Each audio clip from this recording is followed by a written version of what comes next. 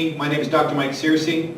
I've got an opportunity here to spend as a communication professor here at Somerset Community College, and then I also get the opportunity and have had the opportunity to develop online coursework as well as pay an awful lot of attention to online communication effectiveness, which is where we're all ultimately going with today's workshop. All right, so let's look at the purpose of the resume, but specifically let's start with our attitude and positive attitudes. When we start looking at creating resumes and comparing ourselves with somebody else, the first thing we've got to look at is the idea of how we see ourselves. Because obviously, if we see ourselves as not comparable to others, we have a problem with self-esteem and, as a consequence, how we've actually marketed ourselves on a resume. Because what is a resume? A marketing brochure of ourselves. And if we're comparing ourselves to others and we're overselling, you can also understand that that might also be seen as a little bit of what we call puffery. Salespeople often make these claims that they can't always back up. Not quite illegal, but it's called puffing, where we try to actually spin, if you will, what we say, what we sound like, what we're actually putting on our resume to make ourselves look good. Well, there comes a point, if you will, draw a line, where people look at it and go, oh yeah, that's not quite right. So we've got to actually figure out where we are relative to others in that aspect. But we also have to keep a positive self-esteem and a positive self-confidence. Because Mahatma Gandhi said, for instance, and this is where a lot of what we do comes back to our daily destiny, if you will, our daily habits, etc., that your beliefs become your thoughts. What you believe becomes your thought. Your thoughts become your words. What you're thinking about usually is what comes out of your mouth. Usually is what comes out of your pen or your computer as you're typing. Your words, of course, become your action because we have a tendency to follow through with what we say. Your actions become your habits. It only takes 21 days of doing something again and again before it becomes a serious habitual pattern. We are human beings. Human beings are indeed creatures of habit. Your habits become your values. What you do every day is a direct insight into what you value as a human being. And of course, your values become your destiny. And so it all starts with beliefs and thoughts. If we can actually control and monitor our own thoughts from a communication perspective, we can actually control ultimately our destiny. And as such, those kinds of thoughts need to focus and frame every piece of writing and marketing brochure that we ever create, including things like cover letters, emails, resumes. So what are we talking about here specifically? And this is one of those themes that you'll often hear from me when we talk about communicating with ourselves and as a consequence being able to influence our own action. If, for example, I told you can do anything you want in the next hour, just don't think of an apple. And if you're like most people, when I said don't think of an apple, you thought of a green, red, yellow piece of fruit, a pie, or a baseball game. Something that might have actually alluded to Apple for you, even if it was New York City. And you went, oh, wait a minute, he said don't. And then you had to focus yourself into going something else. The mind will process action far more quickly than it will process negation. The mind will process action far more quickly than it will process negation. And as such, we have to think very, very seriously about how we actually word things to ourselves. Let me give you an example. You've got a child, for example, who's about 3 or 4 years old. And that child just goes into the kitchen, decides he or she wants a glass of milk, goes to the kitchen table, drags one of the chairs, moves the chair over to the refrigerator, opens up the refrigerator door before the door closes, wedges that chair in between the refrigerator door and the refrigerator, holding the door open, hops up on the chair, reaches to the top shelf of the refrigerator and grabs that entire gallon of milk you've got up there, grabs the milk, hops down off the chair, goes back to the kitchen table, puts the gallon of milk down. Grabs another chair, brings it over to the kitchen counter, hops up on the chair, hops up on the counter, opens the cabinet. On the top shelf where you keep the glasses, you know, those tall glasses. We're not talking plastic here, we're talking glasses. Grabs the glass, drops off the counter to the chair to the floor, comes back over to the kitchen table. Yep, we left the refrigerator open. And we drop the glass right there. We open up the gallon of milk. Our child upends the entire gallon of milk, not the entire gallon, but fills the entire glass of milk. You know, the cohesion, adhesion effect? We can actually get milk over the top of the brim of the glass. It's actually a pretty cool effect, right? So the child puts the milk down, doesn't spill a drop. Closes up the milk, that might be an actual accomplishment in and of itself. Picks up the glass, turns around, and starts walking into the living room, where there's cartoons on, of course, and you just laid new carpeting. Gets onto the living room floor, you come in from behind and you say to the child, what? Don't spill the milk. The child immediately does so. Now here's the kicker. You're actually chiding, disciplining, scolding, or somehow otherwise punishing the child for something you told the child to do. The mind will process action far more quickly than it will process negation. And as such, when we start looking at these kinds of things, we need to make sure we're talking in terms of act, don't react. Okay? Don't talk about what you don't want us to do. Talk about what you want us to do. Last example, when I've got a speech student, so I'm coaching a student in public speaking, one of the things that they often say to themselves when they're getting up and getting ready for an interview or getting up and getting ready to give a presentation, they often say to themselves, okay, don't be nervous. Don't be nervous. Don't be nervous. Don't be nervous. Don't be nervous. Don't be nervous. Don't be nervous. And then when they get up here in front of an entire group of people, all of a sudden they're just a little bit nervous. Because why? They're focusing on the words be nervous far more quickly than they're going to be able to focus on the word don't. What should they be saying? I got this. Be confident. Be confident. Fantastic. And that's exactly where we need to pay attention with these things. And so wording on documents need to follow this exact same pattern. So if I actually go and tell my significant other, or my significant other tells me, honey, go get bread, milk, coffee, cheese, and don't forget the eggs. What are you not coming back with? Eggs. You're absolutely correct. Eggs. And then you come home and your significant other is going to tell you what? I told you, don't forget the eggs. Without actually realizing that he's focusing to you on the forget part. When we're looking at creating, we also have to recognize who our audience is. And when we start looking at who's in the workplace now, one of the things we have to recognize is we still have people from 4 different generations in our workplace, in our work environment. 4 different generations. And they actually come at their thinking with respect to who are the people they work for and with in very different ways. And their relationship to technology is also very different. When we talk about the baby boomers who were born in approximately 1946 to 1965, Generation X, those who were born from 65 to approximately 78, our millennials, our Generation Y, 1979 to 1990, and then we've already got our digital natives, if you will, our Generation Zs, that are coming up into the workplace and colleges and things like this, that we've got to pay close attention to as well, 1990 to 2004. They all share employee status at various corporations and companies and organizations around the country. And as such, let's take a quick look at who our audience might be when we're writing these resumes, cover letters, and interacting with these individuals. First one, I've just selected a couple of things that I think are worth note specifically about each of these generations. When we look at the baby boomers, 1946 to 1965, this is the generation that loyalty was not even questioned. It was there. Loyal to the job, loyal to whatever family or group of people that was there, and actually I have to add the fact, no matter what. This is the group that actually wound up working for an organization. They got in at the ground level when they were just starting out as an employee, and they stayed there throughout their entire retirement, all the way to the end.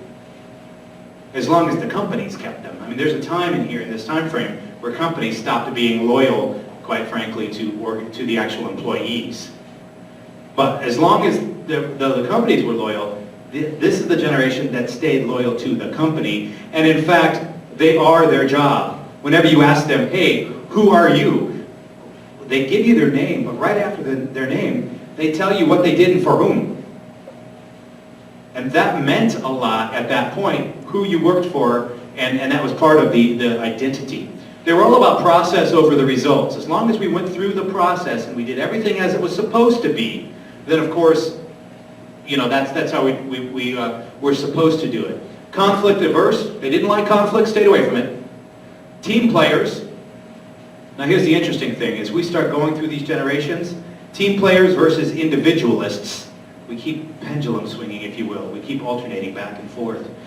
Information is power.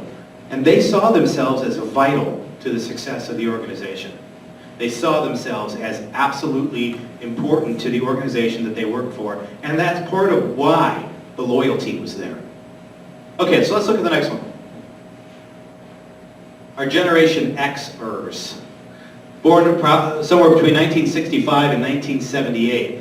This group too was very loyal, but only if they recognized good leadership. If the leadership wasn't good, their loyalty wasn't really there. If the leadership was good, their loyalty was pretty solid. Unlike the baby boomers, they were very independent in their working style and what they did. Okay, so they weren't necessarily team players, and they were competency driven, not process driven. So as long as people were good at what they needed to do, they didn't necessarily care whether or not they were following a very specific process. They were looking at the competency and the results orientation issues. Did they accomplish what they were supposed to accomplish? They connected their priorities and support that support specifically their interests. So what they did, if it meant something, if they were really into, for example, you know, the Humane Society and animal welfare, for instance, they would look as important anything that connected to those kinds of priorities. Learning needs to be on their terms. They need the opportunity to actually say, I need to know this, and then go about doing it. An actual process outlined for them didn't really fly. They didn't want to be told how to learn, but they needed to actually go ahead and learn, and they did that on their own. And they're, of course, if they're competency driven, they're also very results oriented. Okay, so they wanted to actually see the results. If the results were there, they didn't much care about whether or not somebody followed a process. Okay, next group. Our millennials, our Generation Ys, those who were born from 1979 to about 1990. This is your group that, quite frankly, had a very casual relationship at work. They didn't necessarily think, oh, I got to wear work clothes, necessarily. There wasn't one of those things where the formality of the baby boomers didn't really get to the millennials. So there was a very casual relationship to work because it wasn't one of those formal loyalty things. They expected constant connection. You know, this is the first generation where, you know, something, they needed to have computer connection. They needed to have, you know, be plugged in nearly all the time. This is the first generation that Google really got a hold of. This is the first generation where search engines became really, really important, that they felt they should have access to any information and be able to find it just by a quick search. In order to do anything, they must see the value in the actual action. They must see a reason for it. They didn't just do things because they were told that this was the process either. They were attracted to a mission and are attracted to a mission and a vision. If they can catch the mission, they can catch the vision. As we often say, an ounce of interest is worth a pound of effort. It's much easier for them to get excited about something if they understood the mission of it. Require a lot of recognition so that they are heard. They want to be recognized so that everybody knows they are there and that they're heard. Remember, this is the generation that grew up, whether or not they understand they did this, but they grew up, you know, with what we call participation trophy mentality. They wanted recognition. They wanted to be heard for everything they've done, and they wanted to be known as being somebody who was there to contribute. And then finally, no tolerance, of course, for being excluded. They'll leave a group, and if they feel like they're excluded, they'll leave a group or go find something else to do. And then this is a group, unlike our Generation X, our Ys are team players. Our Generation Ys are team players. Okay, let's move on to the next one. Our digital natives, Generation Z, 1990 to 2004. This is what we call, this is a group that I'm calling very little need for privacy, and although it's my term, it's already an outdated term. This, you know, when we talk about their open Kindles. In other words, they're open books. If you don't know what a book is, you might want to check with your teacher.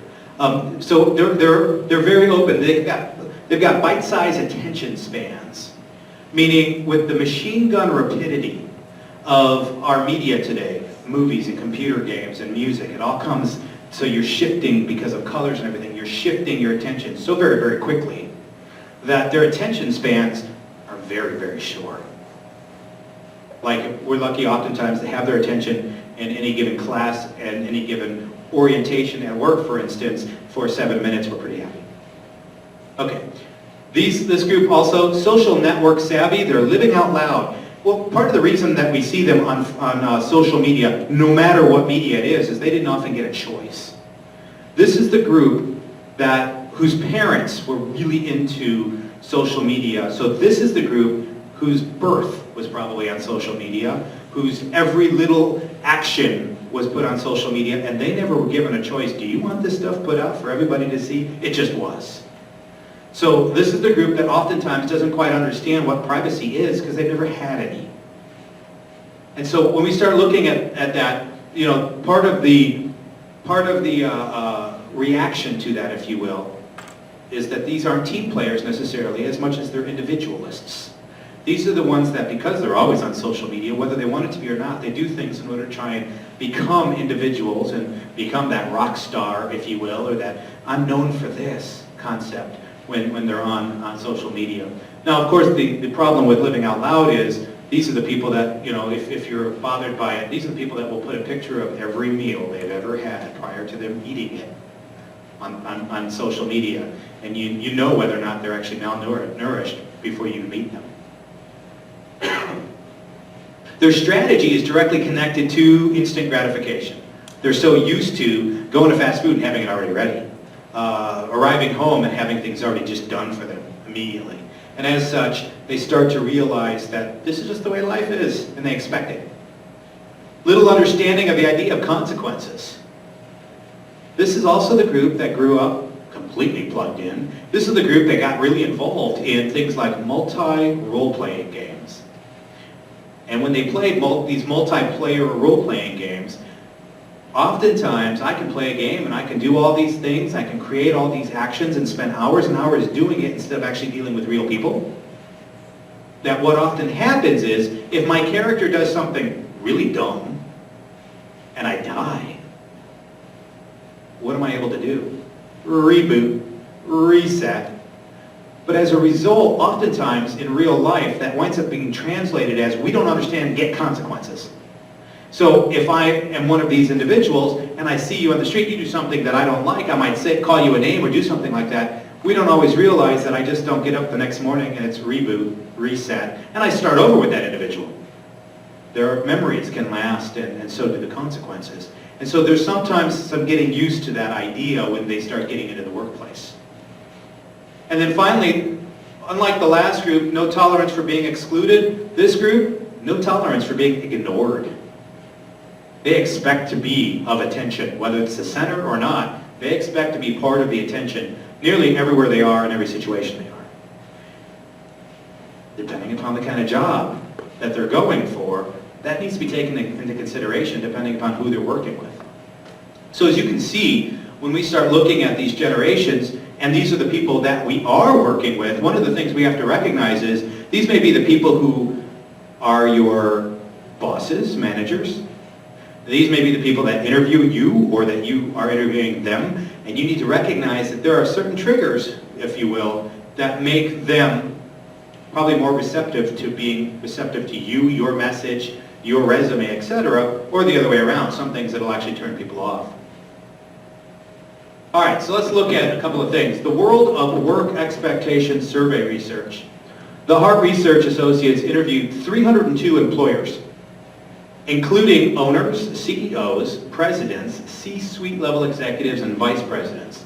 With an error margin of 5.7 percentage points, here's a couple of interesting things with respect to being able to express your value in a resume or a cover letter or an interview that I think are really, really important. So let's look at this.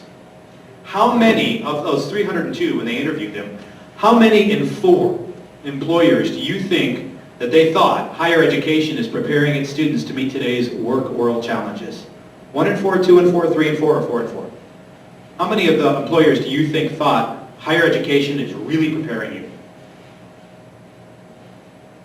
I've got got 1, 1 here. Another 1. What do you think? 1. 1 seems to be popular. I've got 4. Okay. Now, the percentage of these employers that actually fail at, they think that we fail at the ability to communicate effectively, orally, and in writing. They think we can't do it as a result of who we are and as employees. What percentage do you think? 30, 50, 60, 80, 100? 60? Okay. Got another 60? What about those who think we fail at critical thinking and analytical reasoning? Does it go up or down from 60? Probably up, 70, 80? How about we fail at teamwork skills? Up or down from 60 or 70? Up. Now, one of the things I'm going to point out as a communications scholar, every one of these things has something to do with communication, so it's something to pay really close attention to, that when you're actually interviewing and working on your documents, cover letter, and resumes and things like this, that you're expressing things from an effective communication standpoint as well as effectively communicating that you can indeed communicate. Let's look at the answers on these things. You were right. Those of you that kind of jumped on 1 in 4, only 1 in 4 employers think that higher education is preparing its students to meet today's work world challenges. So if you're getting your college degree, you have to actually spend some specific time being able to communicate to employers and potential employers what it is about your college degree that you actually bring to the table, you bring to the workplace.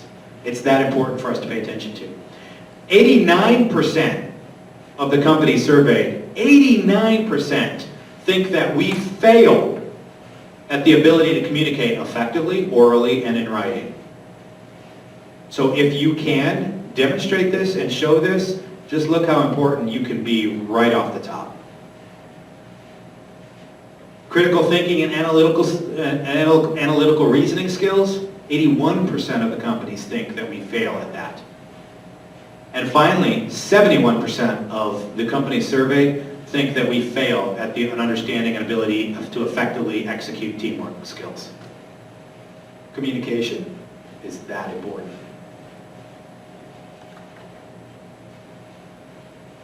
Okay, so we looked at attitudes and perhaps why those attitudes are specifically important. So let's look at the resume.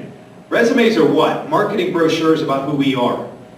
Well, one of the things I think we need to recognize is that most people are under the conception that resumes are designed to get us a job. That can't be farther from the truth. Resumes are not designed to get us a job. They never have been, and they never will be. If you can get a job solely on a resume, God bless you, because it's not going to happen. Resumes are designed to get a call. They're only designed as a sales and marketing brochure about you. They're only designed to get a telephone call or an invitation to an interview. They're not designed to get you a job. They are vitally important, however. You can't lie on them because that'll just ruin your credibility and you won't get a job. But you certainly don't have to put everything on it to completely confuse people, befuddle them and baffle them to the point that they don't know what to do with it. So when we look at a resume and preparing a resume, one of the things we have to think about is format and design. Because when resumes arrive, and I will tell you the last time that I helped serve on an interview committee in a private organization, we put the job out, we put the job vacancy announcement out, the advertisement for the job. We got back nearly 500 resumes. 500. What do you suppose we did with 500 resumes? Well, here's a trick and something to think about. Every resume that is looked at by a human person, and I'll address that later because they're not all looked at by human beings, but every resume that is addressed by a human person, you've got anywhere between 1 and 3 seconds in the design of that resume for somebody to decide whether or not they're going to take the next 2 to 7 seconds to actually determine whether or not the person's qualified. If first impression, if 1 to 3 seconds, that person looks at that and goes, it's not attractive, it's not pretty, etc., they're going to put that on the thank you, no thank you pile. And if you make it past the 1 to 3 seconds, they're going to go ahead and look at it and say, is this person qualified to be put in the let's look at this as a possibility file or pile. And people will go through them that quickly before they then hand them out to, all right, these are the ones we want to look at and qualify and maybe spend some time with. First impressions matter, 1 to 3 seconds. Am I even going to continue looking at this? 2 to 7 seconds. Does this person meet the qualifications? Meaning, I need to be able to find that stuff on your resume very quickly. Does this person meet the qualifications to go in the perhaps we will follow up file? Okay, so what needs to be on your resume? First off, an identification, of course, which would be your name and some contact information, an address, telephone number, email. If you're going to do an email, make sure that you're doing an email that's professional. Okay, let's face it, I mean, if it's first initial, last name at Gmail, one of the free emails, or Yahoo, one of the free emails, that's okay.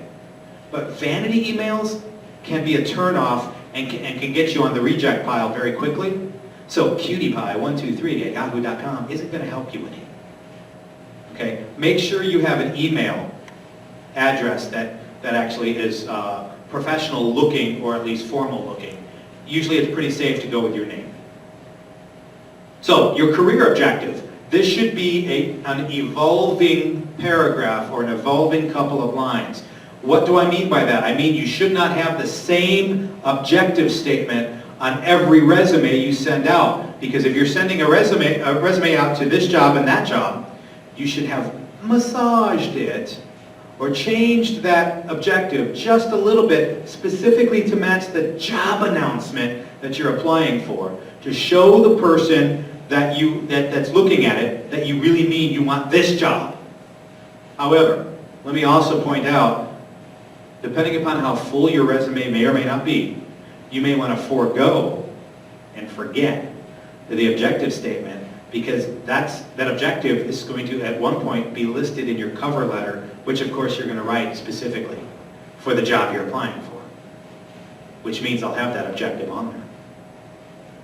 Your education, your experience, that needs to be on your resume. Special skills and interests, activities, honors, and awards. Activities and honors and awards are great because they actually make a human connection, but if they have nothing to do whatsoever with the skills of the job, you might want to reconsider. When we look at the letter of application, this is also known as a cover letter. Of course, what we're going to do is we're going to put in that cover letter, I'm interested in this position. I see that it requires, I see specifically that it requires this, and this requirement. Please note that I fill these requirements this way, and I would really be delighted to pursue conversation with you. I would love to hear back from you about this. Perhaps we can set an appointment up for next week or something like this. I mean, we're not here to specifically talk about cover letters, but at the end of the hour, if you have questions on it, we can certainly address those. But I also want to address the special circumstance of email applications. When people say, go ahead and send this to this email, number one, we've already talked about your email address. Number two, subject lines are very important. Make sure the subject line on your email that you're going to attach your resume to is very clear.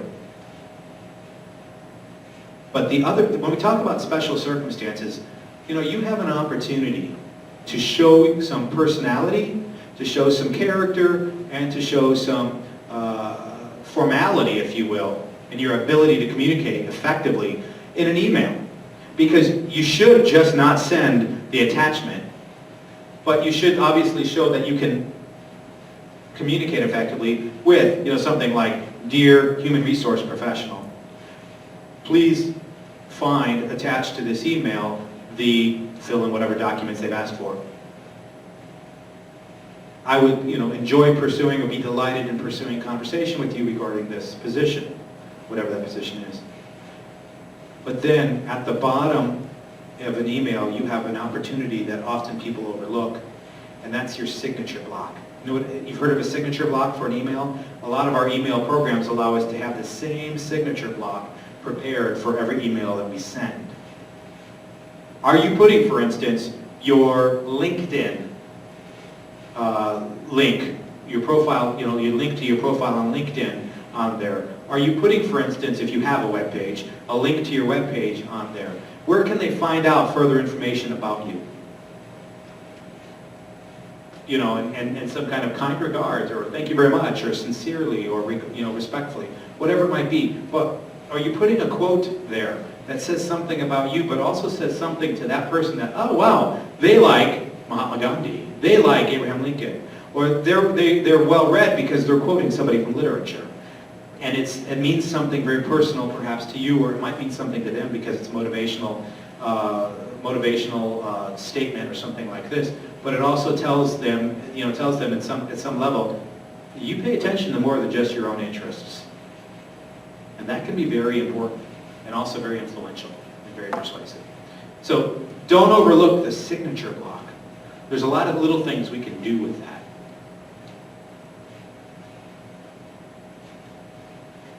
When I'm preparing documents, remember this.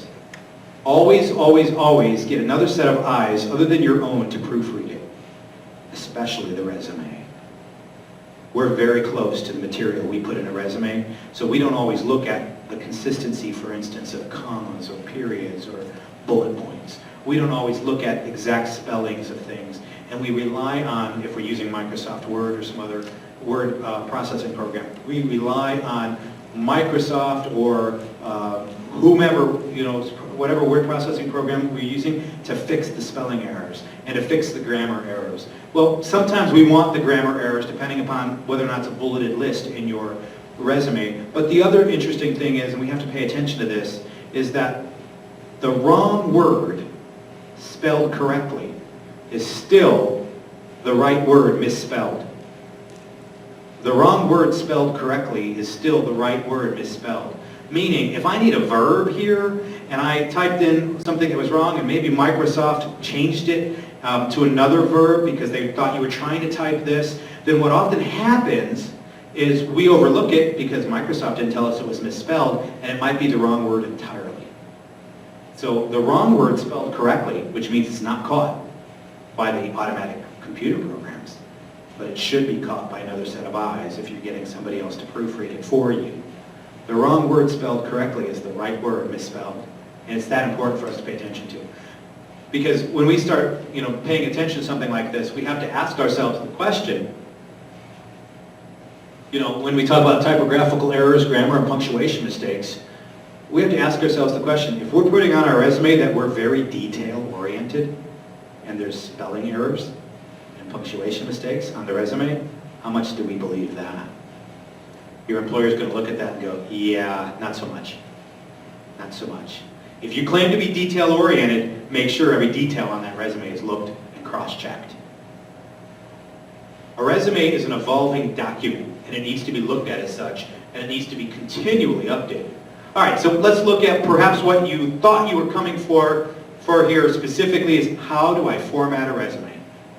All right, what's the basic ways of putting a resume together? Number one, it should be one page unless otherwise specified in the job ad. If it's a CV, a curriculum vitae, for instance, that a lot of academics or consultants might put together, it might include every presentation you've ever given, every book you've ever written, every journal article you've ever created, and things of this nature. But not the case for a resume. A resume ought to be one page.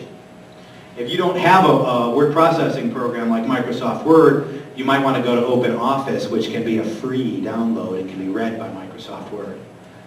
Resume font styles, it's easiest because most computers have and don't have to download any special fonts when they get your file. It's easiest to use Times New Roman, Courier New, or Calibri. Whatever you use, be consistent. And think in terms of 10, 11, or 12-point font so people don't have to get a microscope in order to read it. Okay, make it so it's easy to read.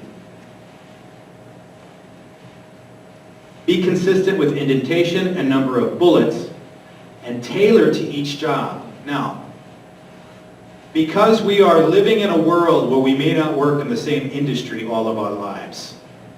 It just doesn't always happen. It is really important to keep a list of every job that you've ever had, what you've done there, in terms, not in terms of job description that you're going to see in the job vacancy announcement, but in terms of action verbs and what you actually accomplished there. Because what you're doing in that is you're also telling future employers what you're able to accomplish for them. Because when I look at, if I'm looking at a resume for a job that I'm looking to hire somebody, I really don't care what the job description was at the other place. I want to know what you did that you might be able to now do for me. Okay, and that's important. So keep a running list, a master resume, if you will, or a master list of everything you've done that you've ever gotten paid for that may be of relevance, even if they're not connected, because you're never going to send that master resume to a job ad. You're keeping that for yourself, and you're keeping it so that you can cut or copy and paste the sections onto the resume you're going to send. You remember, a resume you're going to send needs to be the brochure that catches the eye. It needs to be relevant to the job you're applying for. Okay, so keep one master resume with all past jobs and responsibilities. Use that as a template for the individual job-specific resumes that you're going to do.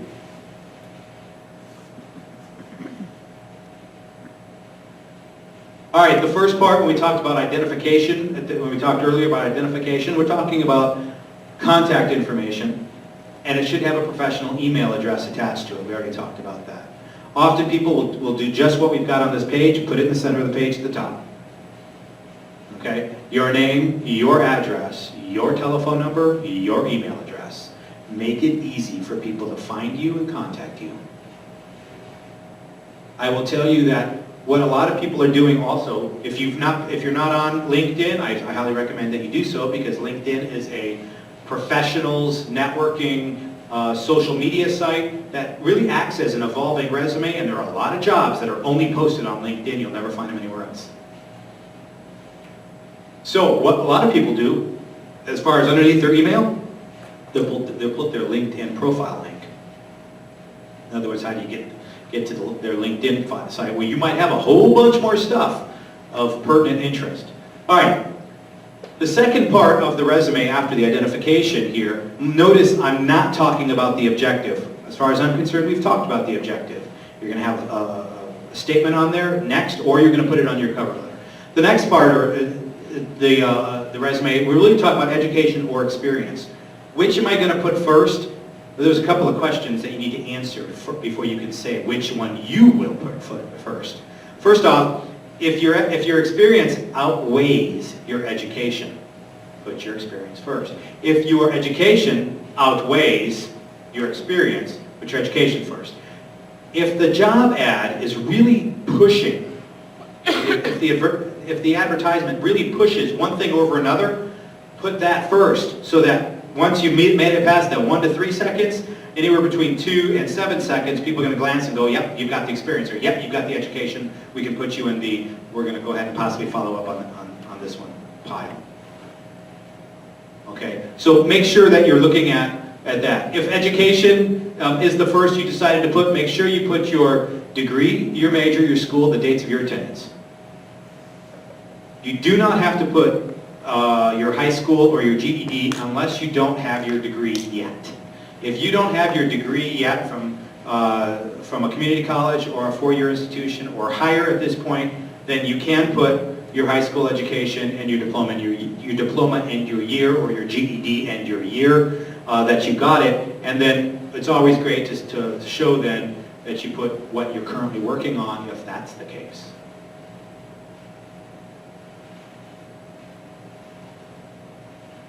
All right, so you can see here, I've now got my name, my address, my phone number, my email address, then I've got my education. Associate of Arts, Somerset Community College. Expected spring and in the year. Okay, so meaning I'm going to have that finished at this semester, whatever semester it might be.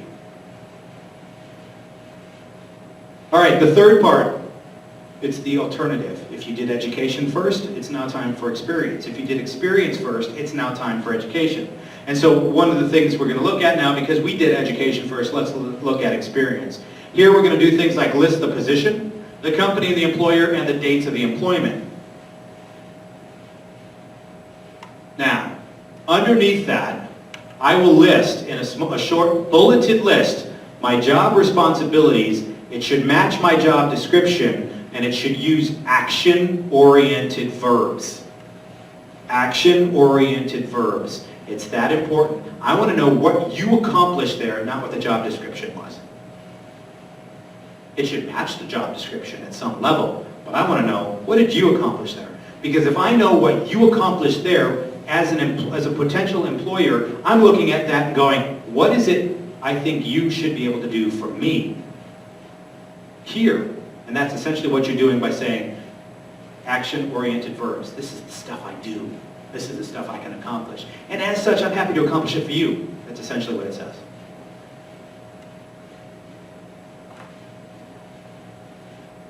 And so you can see here, objective. I've got another example up here. My objective, if I'm using the objective on the resume, my qualifications. Now, for those of you that can't read that, I'll just kind of give you a bit of a bit here. 2 years law office experience. That might mean paralegal. We're not by any means saying that we're an attorney. 2 years law office experience. Analytical problem solver. In other words, who are you to this group? Who are you in your job? Who are you in your work history? Why should I hire you? Excellent oral and written communication skills. If you put that, make sure there are no mistakes on the documents you hand us. If you put that, make sure you've got no mistakes. Ability to work well, both cooperatively and independently. Now, a statement like that, go back to what we just talked about with the 4 generations of people who are still in the workforce. Am I actually kind of announcing to, no matter which one you are, I'm telling you I'll fit in. Because most times, when we look at our resumes, what are we looking for as employers? Will this person fit with the company culture, the organization culture that we currently have? Okay, and then I've got my work history. Legal assistant. The legal assistant, as the title of the work, the name of the organization, ABC Lawyers Group, and the dates. And then I've got those, what we just talked about, what I do in terms of action verbs, and here we go. And then underneath that, the next one, legal assistant intern, the law firm name, and then the dates, and then what was it that I did. Notice that this person specifically thinks that that trumps education. Because at the bottom then I've got education, Associate of Applied Science and Paralegal Studies. Now, I want to make note of this. This is actually somebody who's relatively new and starting out in their career. As such, they don't have a whole lot to fill in. So you'll notice what they put on the bottom there. References. Okay? That's not a bad idea if you've got a lot of room to fill. If you don't have a lot of room to fill, don't jam this in here. Now, if you're going to put references, though, make really sure you contacted those references in advance. Make sure they know their personal contact information is being put out there at every place you send something, so that they have to know that there's a possibility that somebody from any firm that you're applying for may pick up the phone and call them and say, hey, what can you tell me about this individual? Because I know if I don't know that I'm being used as a reference, and somebody calls me and starts asking me about somebody that I know, I get pretty suspicious and then defensive. Because my first thought is, why are you asking these questions? We've got too many other people in the world right now playing identity theft games that my antenna go up going, I'm not telling you anything. But if I know it in advance, oh, by the way, I'm looking for a job. I'm looking to change careers. I'm using you, if it's okay, as a reference. And by the way, you're on my resume. If I'm on the resume, then I know I'm going to get more calls. Okay. The fourth part, activities and involvement. This includes activities such as a volunteer work, club and society memberships. Why is this important? Because You might also include, like you did with the employment, what did you do? As a result of your membership and involvement, what did you do? Action-oriented verbs. Because what it tells me is you have other skills than what you just did for the job in your work history. What did you do? And quite frankly, if it relates to the job you're applying for, sometimes that becomes more important than your work history. Because it shows me you have skills that we need that you didn't display in your job. So choose activities to include by job relevancy. Make sure that whatever those activities are, they also relate to the kinds of activities that would be included in the job you're applying for. So if you're creating a master list, if you will, or a master resume template and putting all these pieces in, it becomes that much easier to copy and paste all the relevant parts for the job you're applying for now. And then finally, the fifth part, well, not finally, but the fifth part, awards. Choose awards if you've earned any to include, again, by job relevancy. If they have no relevance whatsoever to this job, again, I want to know, you earned this award, great, but what did you do to earn it? And are we talking about skills demonstrated that would actually help with the job you're applying for? If it's relevant, by all means use it, because it tells me that you go above and beyond. The next is skills. Include skills in these possible categories: computers and languages, technical and specialized. Other. This makes you more than just paper. It starts to add kind of a human dimension to you. And that's important if you want to make a connection with somebody who's looking at your resume. And then finally, interest. Again, relevant to the job. And only put this A if the company asks for the information, or B if it's relevant. If it's not relevant, don't put this. But interests.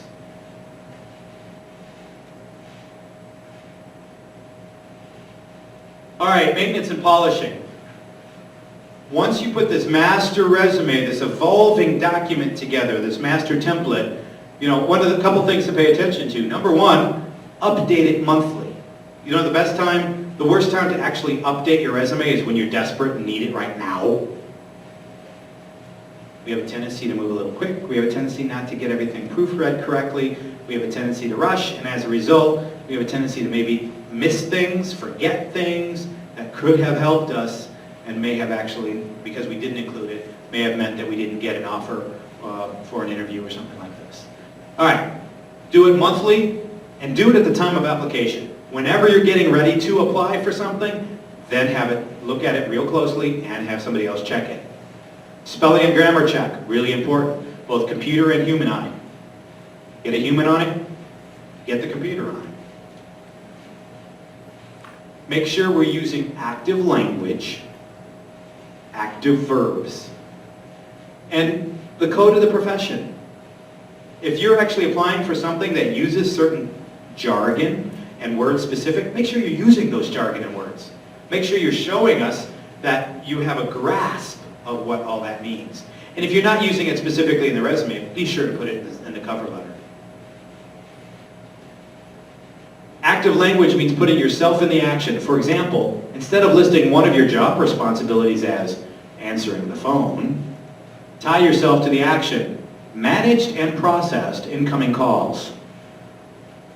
Okay, avoid gerund verbs ending in ing. So in other words, avoid managing, processing. Okay, we want to, if it's a job that's already passed and you're already finished with it, you can put it in the past tense. If it's a job you're presently at, you can put it in the present tense. Manage and process incoming calls. Which is why you want to make sure you've got all these things down on a monthly basis, because our situations often are evolving a lot quicker in today's 21st century than it is any other time. Used to be we went someplace, of course, and we stayed for tens of years, 20s of years, 30s of years. Now it just doesn't happen. Okay, marketing tricks. Let's talk about those 21st century job issues that mean something to us today. One of the interesting things about resumes today, if you submit something, for example, to Career Track, to Monster, to any of these websites specifically that say, oh, submit this. When employers go into those sites and say, I'm looking for a job candidate who has this skill, that skill, and this skill, they're not going to specifically go, oh, I'm going to go look at this person's resume. What they do is they ask these databases or these web crawlers to go across all of your resumes and then select the ones with the highest number of ratings with these specific words that they're looking for in them. So they do a word search of your documents. The more times you have keywords in your documents, the higher yours is rated and thusly will be looked at.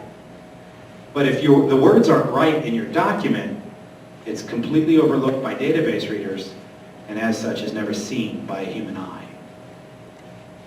That's actually both comforting and really scary at the same time. So we want to make sure that when we do our job descriptions, we're keeping those, whatever the jargon is, the key words that are important to that industry listed, because if those words aren't there, you're never going to get noted. All right, what I want you to do is look at side by side, for example, these two resumes. It's the same person. It was a project that I worked on, was for one of my clients, where we looked at it and said, okay, I'm looking at the one on the right, and I said, this isn't going to get you anywhere. What's the difference between the right one and the left one, specifically to get past that 1 to 3 seconds? Well, you'll notice that the one on the right, there's so much white space and things like this, it looks like every other resume I've ever seen. There's nothing wrong with that. But if I'm looking at something that shows a little bit more graphic design, you can see with the borders, for example, with the one on the left, I'm looking at that one going, my eyes, that catches my eye just a little bit more. And as such, I'm going to probably look at that one for 1 to 3 seconds, whereas the other one I might have already passed over. So if I got both those resumes and just changed the names, when we look at these things and we hand them to employers, which one would you interview if you had your choice of only one? It's practically the same. It's the same person with the same credentials. But the one on the left rates higher consistently than the one on the right. Okay, so you can see in the top line there, what we've done is we put their address and their contact information up there, and across rather than down. But what that allows me to do, it allows me to put in this section that I'm calling professional profile. Professional profile. And although that looks cute, and oftentimes when human eyes look at that, they go, wow, that's a pretty interesting thing to put in on your resume, because what it does is it looks at it and says, well, that's really kind of a summary of who I am. Underneath the professional profile, for example, it says, experienced aerospace and trained computer networking technician. Okay. That's great, and a lot of potential employers will read that and go, now I know who I'm looking at. This person is looking for something in that field. The interesting thing is we didn't write that, we didn't put that there for the human eye to read.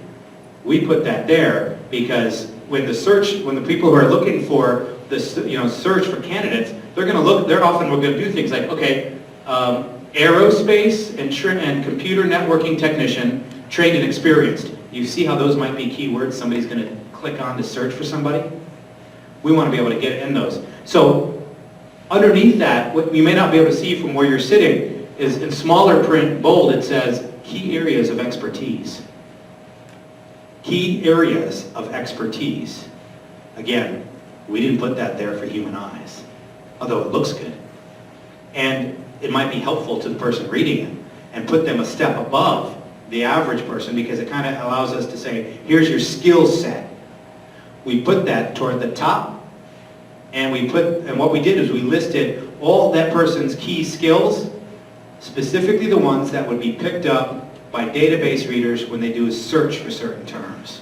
And so we look at that, and you see Microsoft operating systems, database development, Linux operating systems, WAN technology, network standards and protocols, KAN, BAN, SAL, precision measurement. Quite frankly, when I started with this client, I had no idea what half that stuff meant. I don't need to know. The fact is, though, that's jargon that industry is very familiar with. And because of that, that's the kind of things that a potential employer, when they start searching resumes, they're going to specifically be looking for those terms. Because we know that, we make sure that we list it right up here. This person is an expert in these areas. Now the database reader is picking it all up and going bam, bam, bam, bam, bam. This one automatically gets to closer to the top of the resume pile. All right, then underneath that, professional experience and accomplishments. And you can see here, this is basically what we've got with respect to job or employment experience, where we've taken a lot of the bullet points, changed it into action verbs and the like. And so we've got, again, as we go down through there, the same concept. But when we talk about 21st century, one of the things we've got to talk about is we're not being read by human beings anymore. We're being read by database readers. And it's that important for us to think about that in our strategies when we're creating our resumes.